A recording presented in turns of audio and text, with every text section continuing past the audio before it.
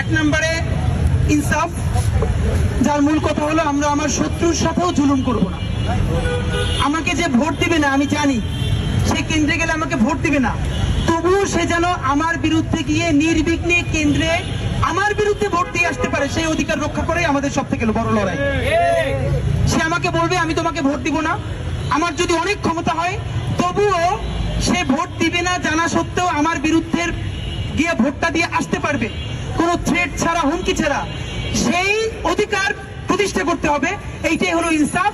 আমরা আমাদের শত্রুর সাথেও কোনোদিন জুলুম করব না, হতেও দিব না, নাম্বার 1।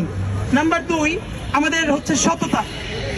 ইতিমধ্যে গত 2 বছরের অ্যাক্টিভিজমে আমরা যে সততার নজির, আমি এবং আমার টিম, আবার বলছি, আমাদের টিমের 51 নম্বর সদস্যের বিরুদ্ধে বাংলাদেশে কোনো আর্থিক অসততার এলিগেশন কেউ তুলতে পারবে না, এটা আমরা দায়িত্ব নিয়ে বলছি।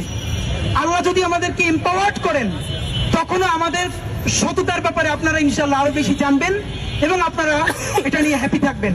নাম্বার 3 স্বাধীনতা। 54 বছর তো হয়েছে, বাংলাদেশ রাষ্ট্র তৈরি করতে পারি নাই। কখনো এখানে ভারতপন্থী রাজনীতি, কখনো পাকিস্তানপন্থী রাজনীতি, বাংলাদেশপন্থী রাজনীতি। শহীদ প্রেসিডেন্ট জিয়াউর রহমান যেটা শুরু করে গিয়েছিলেন, আল্লাহ ওনাকে জলদি নিয়ে গেছে, আমাদের আফসোস। শহীদ প্রেসিডেন্ট জিয়াউর রহমানের দলও আজকে সেই রাজনীতিটা কতদূর আগায় নিবে আমরা নিশ্চিত হতে পারছি না। আমরা আপনাদেরকে জানাই, যদি বাংলাদেশের রাজনৈতিক দলগুলো সেটাই ব্যর্থ হয়, সেই স্বাধীনতার লড়াইয়ে আমরা ইনশাআল্লাহ নতুন রাজনৈতিক ফ্রন্ট হয়ে উঠবো। এবং এই স্বাধীনতা মানে আমরা শুধু কাগজে কলমে একটা বাংলাদেশ লেখা বুঝাই না, সিদ্ধান্ত গ্রহণের স্বাধীনতাকে আমরা বুঝাই। আর একটা সার্বভৌমত্ব আপনাদেরকে বলি, স্বাধীনতা পৃথিবীর অনেক দেশেই আছে, সার্বভৌমত্ব নাই। বাংলাদেশে স্পষ্ট বলি, স্বাধীনতা আছে, সার্বভৌমত্ব নাই। আমার জমিনে এখনো আমার কাঁটাতারে আমার বোন ফেলানির লাশ ঝোলে।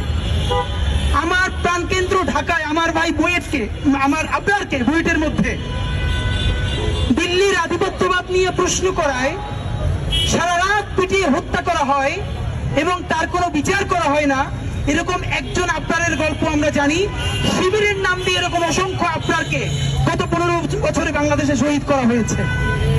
আমাদের ইলিয়াস আলী আমাদের পানির অধিকার নিয়ে কথা বলতে গিয়ে যে গুম হয়েছেন, সেই গুম হওয়ার পর তার লাশটাকে চিরে সেই লাশের মধ্যে পাথর ঢুকিয়ে সাগরে ভাসিয়ে দেওয়া হয়েছে।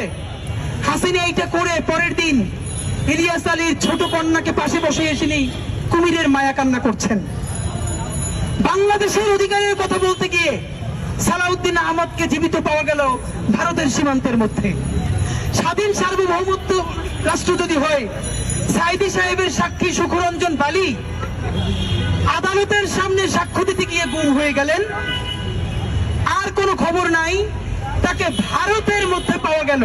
আমাকে বলেন, সাইদি সাহেবের সাক্ষীকে যদি ভারতে পাওয়া যায়, সালাউদ্দিন সাহেবকে যদি ভারতে পাওয়া যায়, আমার ভাই ইলিয়াস আলীর লাশ যদি সাগরে ভেসে যায়, আমার ভাই আপনার যদি দিল্লির আধিপত্যবাদের বিরুদ্ধে কথা বলতে গিয়ে শহীদ হয়ে যায়, আমার বোন ফলানির লাশ যদি ঘন্টার পর ঘন্টা তার কাটায় ঝুলে থাকে, তাহলে আমার স্বাধীনতা আছে, সার্বভৌমত্ব আছে, কে আপনাকে বললো? সুতরাং আমাদের লড়াই সার্বভৌম বাংলাদেশ গড়বার লড়াই। যেই বাংলাদেশের সীমান্ত, যেই বাংলাদেশের স্বাধীনতা, যেই বাংলাদেশের সমস্ত সিদ্ধান্ত গ্রহণ করবে, একক কোনো রাজনৈতিক দল নয়, কোনো বিদেশি বন্ধু নয়, সিদ্ধান্ত গ্রহণ করবে বাংলাদেশের জনগণ। এবং সেই লড়াইয়ের যে রাজনীতি, সেই রাজনীতি ওসমান হাদিদের রাজনীতি, বাংলাদেশের রাজনীতি। আমি মনে হয় আমাদের নির্বাচনী ইশতেহার আপনাকে বলে দিতে পারলাম। আশা করি আমরা ক্লিয়ার করতে পেরেছি। Thank you.